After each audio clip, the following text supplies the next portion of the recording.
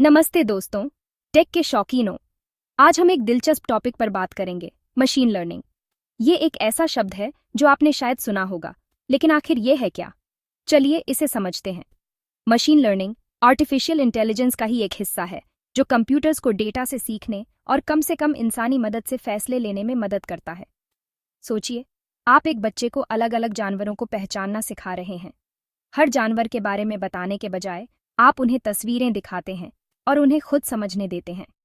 Machine learning भी कुछ इसी तरह काम करती है।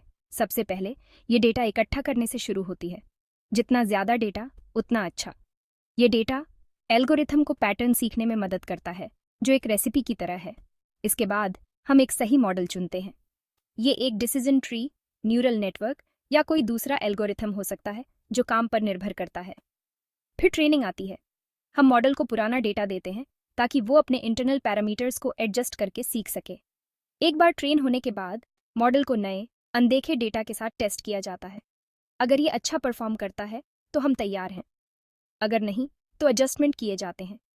असल दुनिया में मॉडल नए डेटा से सीखता रहता है, जिससे समय के साथ इसकी सटीकता बढ़ती जाती है। ये एक दोहराने वाली प्रक्रिया है, यानी ये लगातार खुद को रिफाइन करती रहती है। अब मशीन लर्निंग के 3 मुख्य प्रकार हैं: सुपरवाइज्ड, अनसुपरवाइज्ड और रीइंफोर्समेंट लर्निंग। सुपरवाइज्ड लर्निंग में मॉडल लेबल किए गए डेटा से सीखता है। इसे ऐसे समझें जैसे एक टीचर स्टूडेंट को सवाल और जवाब दोनों देकर गाइड कर रहा हो। इसका इस्तेमाल इमेज रिकॉग्निशन जैसे कामों में होता है। दूसरी तरफ अनसुपरवाइज्ड लर्निंग में अनलेबल डेटा होता है। यहाँ एल्गोरिथम खुद पैटर्न और स्ट्रक्चर को पहचानता है, जो इसे क्लस्टरिंग के कामों के लिए बेहतरीन बनाता है। आखिर में रीइंफोर्समेंट लर्निंग अनुभव से सीखने जैसा है। मॉडल को उसके कामों के आधार पर इनाम या सजा मिलती है। इस तरह की लर्निंग अक्सर रोबोटिक्स और गेम एआई में इस्तेमाल की जाती है। मशीन लर्निंग के एप्लीकेशन हर जगह हैं। हेल्थ केयर में ये बीमारियों का अनुमान लगाती है और इलाज को बेहतर बनाती है। फाइनेंस में ये फ्रॉड का पता लगाती है और जोखिमों का आंकलन करती है। मार्केटिंग इसका इस्तेमाल पर्सनलाइज्ड रिकमेंडेशन के लिए करती है। सेल्फ ड्राइविंग कारें सड़कों पर चलने के लिए इस पर निर्भर करती हैं। मशीन लर्निंग की विविधता और असर वाकई हैरान करने वाला है। मशीन लर्निंग इतनी ज़रूरी क्यों है? ये बहुत ज़्यादा डेटा को प्रोसेस कर सकती है, छिपे हुए पैटर्न को ढूंढ सकती है और इंसानी क्षमता से भी बड़े पैमाने पर भविष्यवाणियां या फैसले ले सकती है।